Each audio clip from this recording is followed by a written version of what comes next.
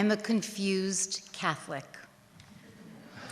I don't go to Mass every Sunday, but try to say grace every night.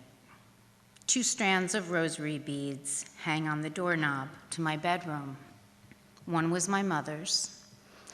The other I bought in Palermo on my honeymoon from a tiny old lady on the street who sold saint statues and rosaries. I pray to St. Anthony when I lose stuff.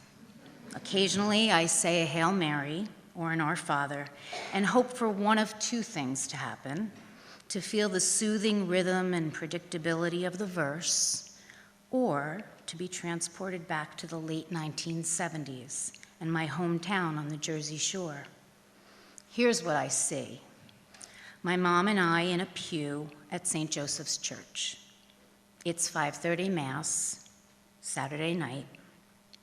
I dream pray about the new earth shoes or burgundy corduroys I'll pick out at Grant's department store later that evening. I dream pray about boys and about understanding things people keep telling me I won't understand. Back then, we had a Saturday routine: Mass, Grant's, and then a fishamajig at Friendly's or omelets at the diner. My father went out on Saturday nights. We didn't ask where, we didn't ask with who.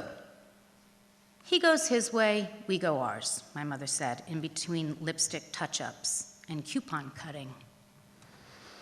Like it was for my mother, too, many of my views clash with the Vatican. Still, I sit quiet and alone on some weekday afternoons in the big church in my small town. A gleam, I watch the sun poke through its stained glass windows. A gleam like that can sometimes turn a day, a week, or even a life around. And if it's a particularly clear ray of light, I grab a notebook and try to make sentences that matter. What I'm not confused about, though, is the value of reckoning with where I come from. That kid in earth shoes dreamed of escape and of knowing. These days, my destination is the page. Writing is reckoning, all right. It's taking 1, 2, or 100,000 ideas and tossing them onto a blank sheet of paper, hoping that at some point during the morning or the heavy hours of the night, a groove will take hold and build traction. Depending on how late it is or how loopy I am, dorky angels in reading glasses or celestial superheroes drinking strong black coffee may visit, and then expect miracles. Speaking of faith in unlikely miracles, let's go back to Jersey. On dry days when the reckoning looms and when the words don't land on the page like I want them to, and all my good ideas are hung over, I turn to another mantra of my mother's that I've made mine too. Go home, have faith, and be patient.